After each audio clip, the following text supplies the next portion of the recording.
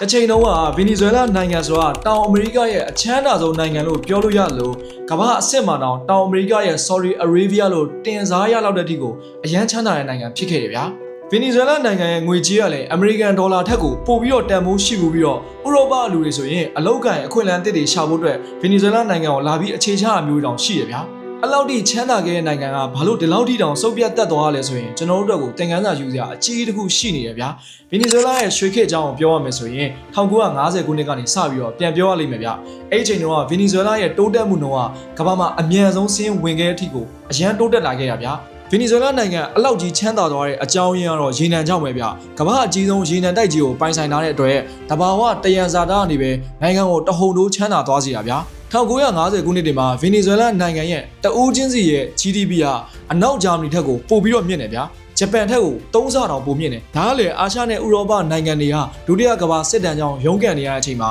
ဗင်နီဇွဲလားကကမ္ဘာထိပ်သီးချမ်းသာတဲ့နိုင်ငံဆင်းတဲ့ဝင်လာအထိကိုချမ်းသာလာတဲ့အချိန်နဲ့တိုက်တိုက်ဆိုင်ဖြစ်နေရဗျာဗင်နီဇွဲလားနိုင်ငံရဲ့မြို့တော်ကာရာကတ်မှာဆိုရင်လည်းခင်ပြီးတဲ့အဆောက်အဦတွေအဆင့်မြင့်တဲ့အဝေးပြေးလမ်းမကြီးတွေနဲ့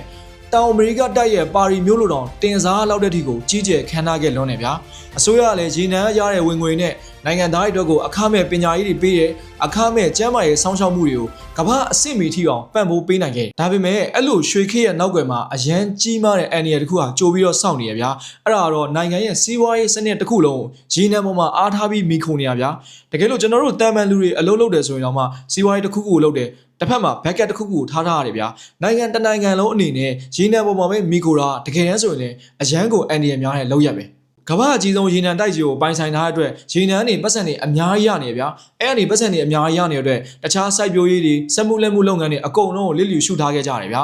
ပိုဆိုးတာအရာအလုံးဘာမှဗင်နီဇွဲလားနိုင်ငံကနေကိုယ်တိုင်ထုတ်တာမျိုးမဟုတ်တော့ဘဲနဲ့ပြည်ပကနေတင်သွင်းလာတာတွေပဲသုံးရတယ်အဲ့တော့နိုင်ငံကတဖြည်းဖြည်းနဲ့လုံးမပါလာတယ်ဗျာ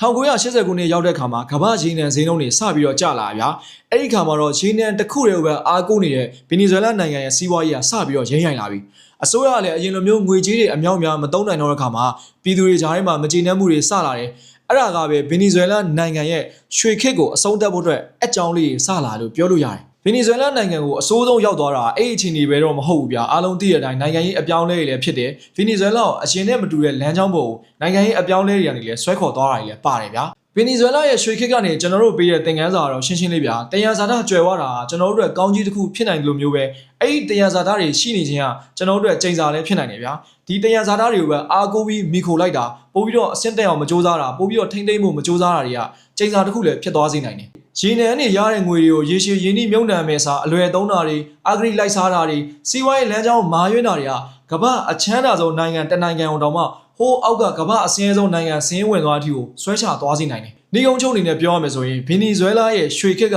ပုံပြင်တစ်ခုမဟုတ်ဘူးဗျာဒဏ္ဍာရီလည်းမဟုတ်ဘူးတကယ်ဖြစ်ခဲ့တဲ့သမိုင်းဝင်အဖြစ်ပြက်ကြီးဗျာ